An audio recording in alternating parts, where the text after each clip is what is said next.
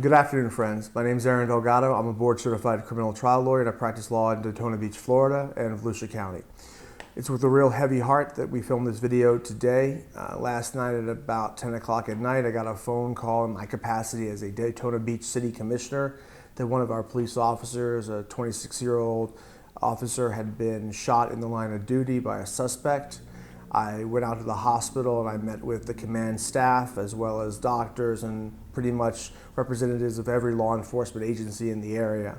And just spent about 3 or 4 hours waiting to see what was going to happen, watching the commotion, watching things unfold, seeing the chaplain come and go, and just being an observer to a terrible tragedy.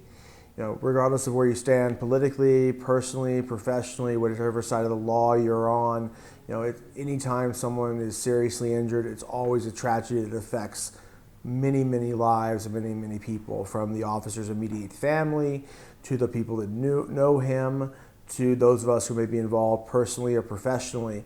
But on the other side of the coin, there's also the defendant. Right now, as we film this, there's I would almost say a nationwide manhunt underway for 29-year-old Othal Wallace, who is the primary suspect in the attempted homicide.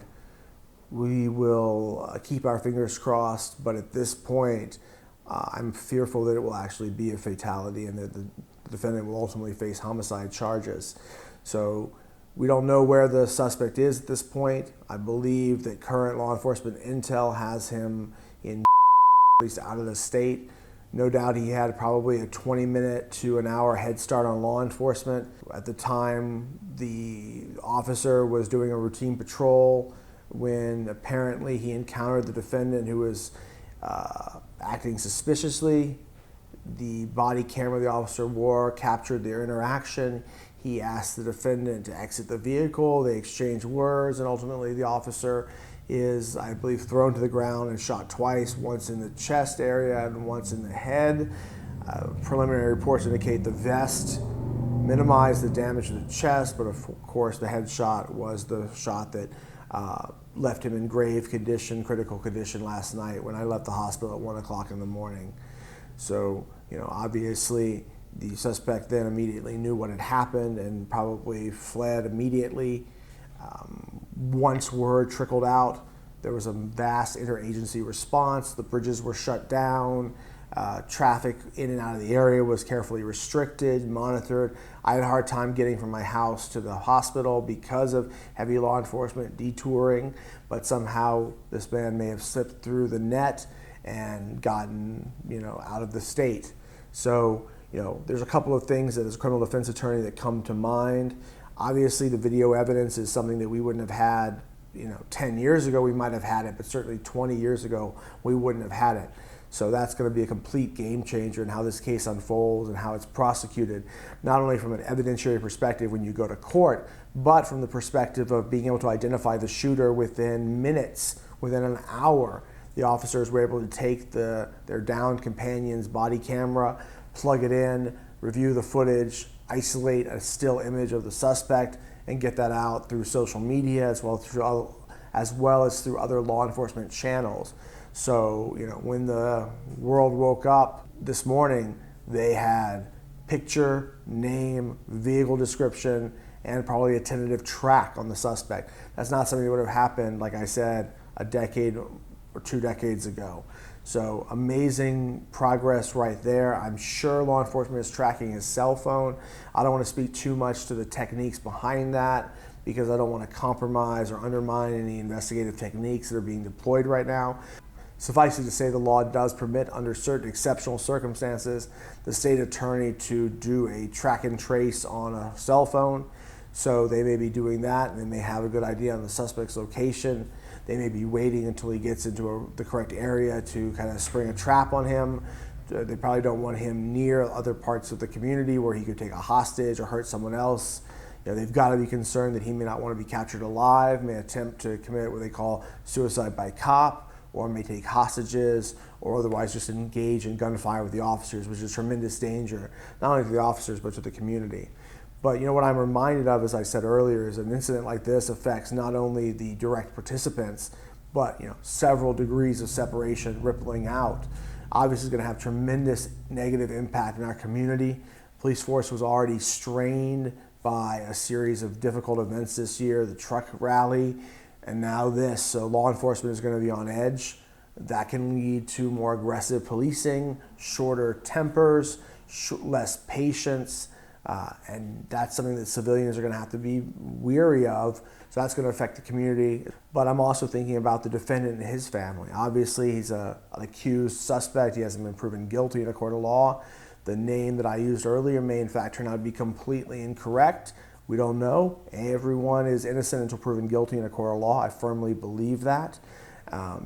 However, I think a suspect like this has to worry about a couple of things.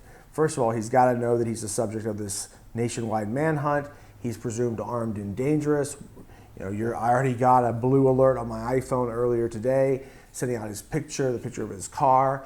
So, this man's going to feel hunted. He's going to feel like he's got nowhere to go. In an ideal situation, he would reach out to an attorney. An attorney would negotiate his safe surrender. I'd want to do it on national TV so there could be no misunderstandings. I would want to make sure that my client left my custody the same way he shows up at the county jail, that there's no shenanigans, no rough stuff on either side, and that my client behaves himself as best as possible. So obviously the suspect, if he can afford to do so, he's got to know that he's caught. He's got to know it's only a matter of time. He's got to be thinking that he needs to hire a lawyer and have the lawyer negotiate his surrender. Turning yourself in makes a huge difference in how courts view the case. It can make the difference between bond or no bond. However, in a case like this, even if the officer does not pass away, and here's hoping that he does recover and recovers fully, but in a case like this, the suspect's probably going to be denied bond initially. Whether or not it's justified would be a question for another video. Likely he'll be held without bond. He may or may not ever get a bond. Likely he won't.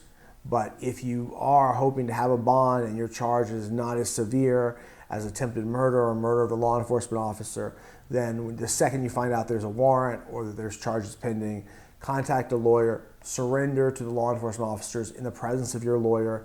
Make sure the officer notes that you were surrendered at your attorney's office in the police report, so the judge who reviews your case at first appearance can see that as soon as you found out there was a prosecution commenced, you hired a lawyer, turned yourself in right away. That's the correct way to deal with a situation when you learn that you have a charge pending. In closing, I want to wish the officer a speedy recovery. I want to wish him the absolute best from the bottom of my heart, my family's heart, my law firm's heart. No one deserves to be injured in the line of duty when they're protecting the community, regardless of what your personal political stance is. This was a human being with a family and who's going to be experiencing a tremendous sadness, tremendous loss if this situation deteriorates any further. So my heart goes out to them, as well as everyone here at the law firm is behind me and supporting them and saying that if there's anything that I can do as a member of the community to help, I'm happy to do so. And I've been really uplifted to see the number of police officers who hope the suspect is caught safely so he can stand trial and be brought to justice the proper way. But it's a time like this when you find out how well your justice system really works. It's a time like this you find out how your community really works. Intense moments like this are crucibles that distill out the essence of the situation and leave you with a firm impression of the quality of the scenario, a quality of the situation, a quality of what your community has. And I know that even though we're being tested severely now, we'll come through the crucible as a community and be better on the other side for it. My best wishes to the family. My heart's with you. If there's anything I can do for anyone involved in this case, I'm available. Otherwise, everyone be safe, be kind to each other, and we'll all get through this together.